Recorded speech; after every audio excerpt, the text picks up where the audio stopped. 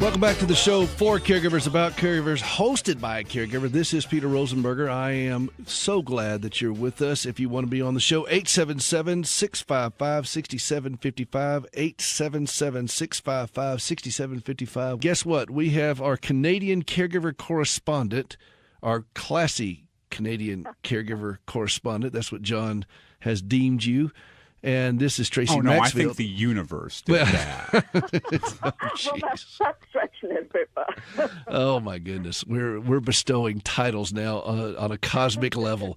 All right, Tracey, hello. how you feeling?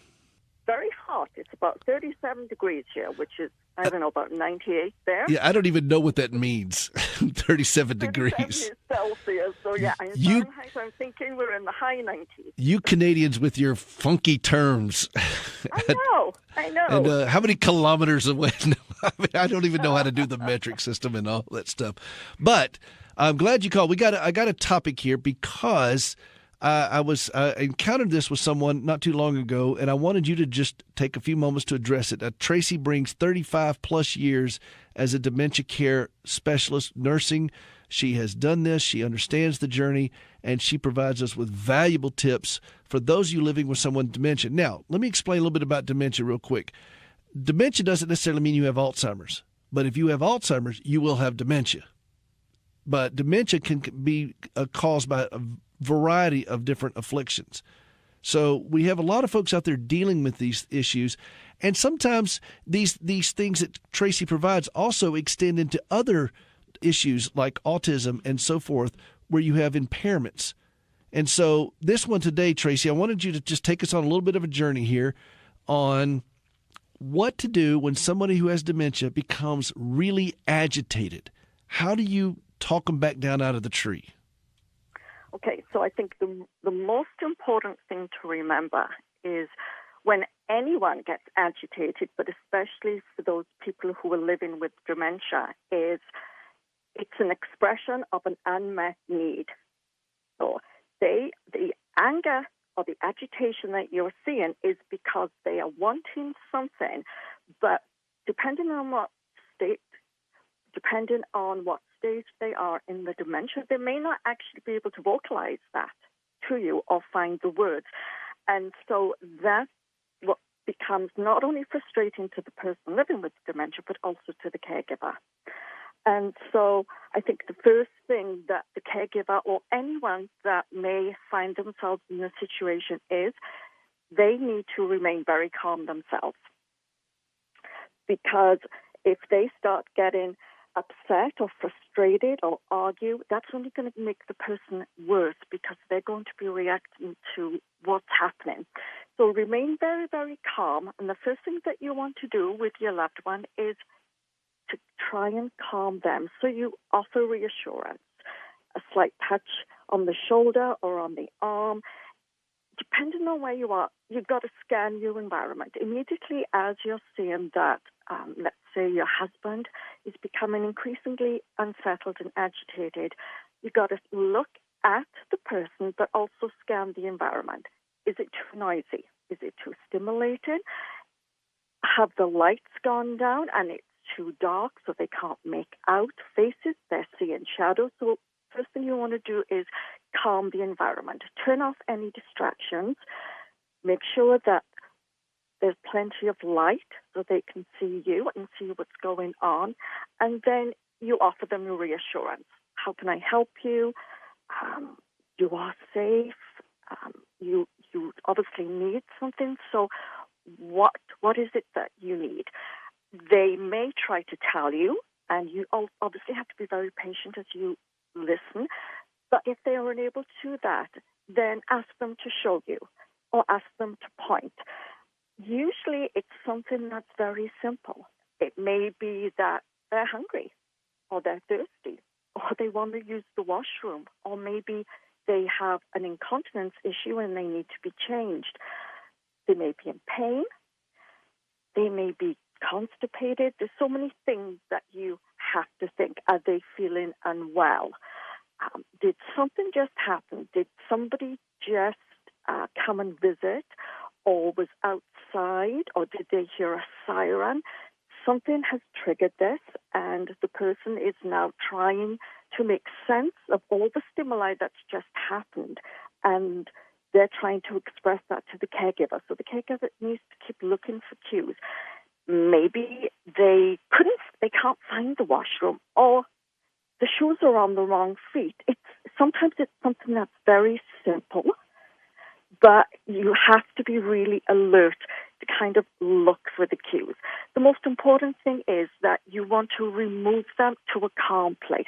So maybe take them into the dining room and sit down, or maybe take them to the kitchen, make them a nice cup of tea, put on some nice music, try and have a chat to distract them, and then try and figure out, okay, what is it? You can show them a cup of tea, a glass of water. They don't want that. Food, kind of have a look. Okay, is their shirt buttoned up properly? Have they maybe unable to put their belt on? It could be just the simplest little things. Or it could be that they're in a different environment. It wouldn't be uncommon if you suddenly took them to the doctor's office or the shopping mall, because it's a completely change of a safe routine that they're used to. So I would say the first thing is remain calm, move the person to a calm environment, keep reassuring them, and then give them something to drink, make a cup of tea, maybe put on some soothing music. And if you still can't get to what it is that's really bothering them, then try a distraction.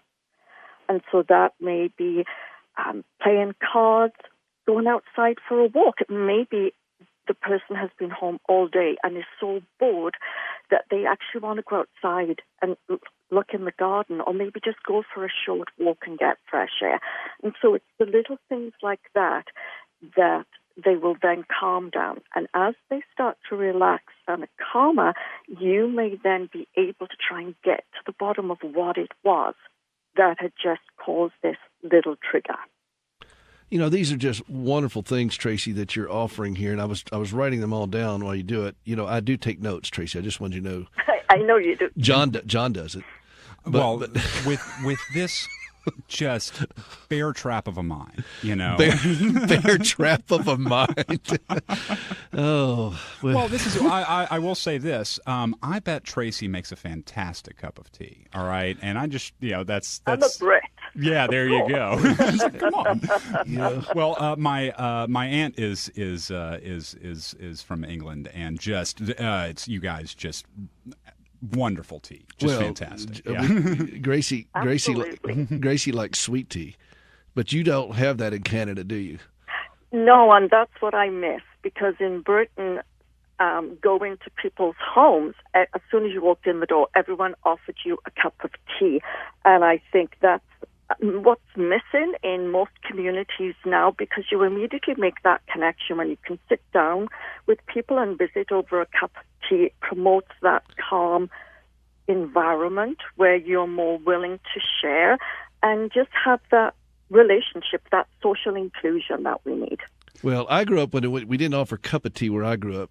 We offered a glass of tea and a piece of pound cake. Oh, wow. Absolutely. Thus explaining the level of diabetes here in the South. But, all right. Well, no, also, we can have sweet tea. We just put some maple syrup in it, right? I mean, it's...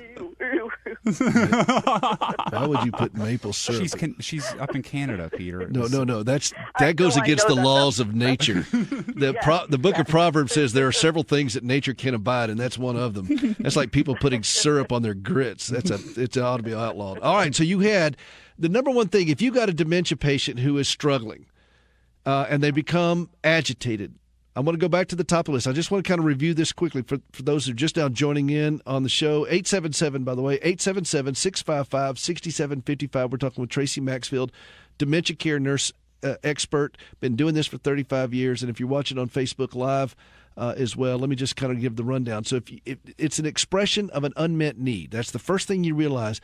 And for us as caregivers, just to stay calm. Now, the easiest way for us to stay calm is to take the easiest way, the fastest way, is take a deep breath, 4 seconds in, 8 seconds out, and slow ourselves down. And let's not try to fix everything, but let's be aware. And I like what you said there. Look, we got to play a little bit of detective, don't we? Mm-hmm. Absolutely. Because they can't always tell us.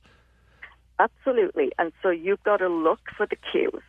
You've got to scan the person and you scan your environment. I think that's probably the critical place. Scan the person, scan the environment. Look at everything from the shoes to the belt to the lights to the music. I remember I asked a lady whose son has autism, and I said, if you could say one thing to pastors around the country about churches and autism friendly, I said, what would it be? And she said, hands down, turn the music down, turn the lights down in the foyer. Just turn stuff down. Don't make it. And I think that's going to apply across the board to so many different types of impairments that we have all this stimuli going on, and it can really overload it. And you've said this before, Tracey, when you talk, they don't have the ability to process these things like you and I do.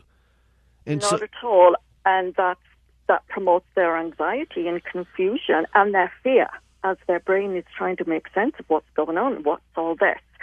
And so, yeah. So that agitation is really an expression of fear, isn't it? Oftentimes. It's fear. It could be an expression of pain, of hunger, of just feeling uncomfortable, or anxiety. It could be so many little things, but they're also closely linked because once you trigger one thing, everything kind of follows on then as they become more and more anxious because they're needing this need to be met and no one is understanding them. And for them, that's very, very hard because they get so frustrated when they're trying to explain or show you or point out. And so that's why as caregivers, you guys have to be Sherlock Holmes. You really, really do. And it's look at the person, look at your loved one, look at the environment, take your cues from that, calm the environment, reassure the person, and then either whatever it is that they need, you can take care of them. Things will settle. Otherwise, move them and redirect them until you can figure out what it is that's just been happening. That's just awesome, Tracey. As always, you astound us with just the most concise way of saying the practical and the obvious. There's a quote a friend of mine told me, the obvious becomes the obvious right before it becomes obvious. Obviously, yes. And I just love that. And so, I mean, these things she was quick. She's obviously. I know. Well, oh, man. She's Canadian. She is Canadian. And they have to be quick up there. But these are obvious things, yes, but we don't think about it cohesively, and as we deal with these, we just constantly react. And what Tracey's encourages all of us to do, and this applies whether you're a caregiver or not, respond, don't react.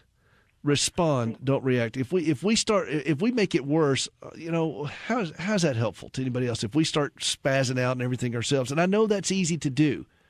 And I'm the king of that, and I don't need my wife to chime in right now because she's watching on Facebook Live, and she'll probably chime in and says, yes, you are the king of that. Is she wrong? No, she's not wrong. She's never wrong about that. But that doesn't mean it needs to be reaffirmed. Hey, listen, Tracey Maxfield, our classy Canadian caregiver correspondent, TraceyMaxfield.com. Thank you, by the way, Tracey, for having your website up there. And it only took you 6 months, but you did it. And then next month when you call in, I think it'll be on the 25th, of August, right? We need to push it back to the 25th because I'll be in Africa on the normal day. Okay, no problem. So we'll work that out, but I'll be back from Africa with Standing with Hope to do that. But Tracey, thank you so much for brilliant words for us today, okay? Thank you. You guys have a good week. All right, we'll see you. Hey, this is Hope for the Caregiver. We'll be right back. We got more to go. Don't go away.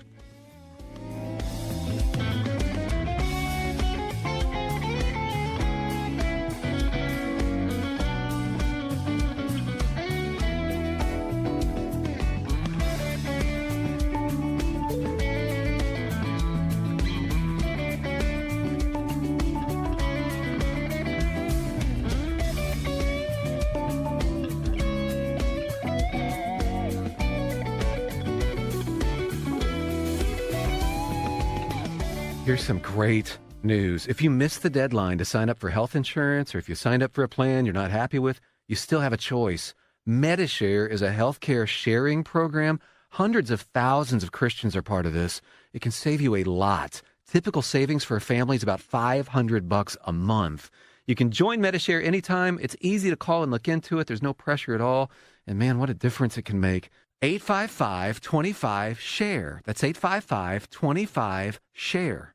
Have you ever struggled to trust God when lousy things happen to you? I'm Gracie Rosenberger, and in 1983, I experienced a horrific car accident leading to 80 surgeries and both legs amputated. I questioned why God allowed something so brutal to happen to me, but over time, my questions changed, and I discovered courage to trust God. That understanding, along with an appreciation for quality prosthetic limbs, led me to establish Standing with Hope. For more than a dozen years, we've been working with the government of Ghana and West Africa, equipping and training local workers to build and maintain quality prosthetic limbs for their own people. On a regular basis, we purchase and ship equipment and supplies, and with the help of inmates in a Tennessee prison, we also recycle parts from donated limbs. All of this is to point others to Christ, the source of my hope and strength. Please visit standingwithhope.com to learn more and participate in lifting others up. That's standingwithhope.com. I'm Gracie, and I am Standing with Hope.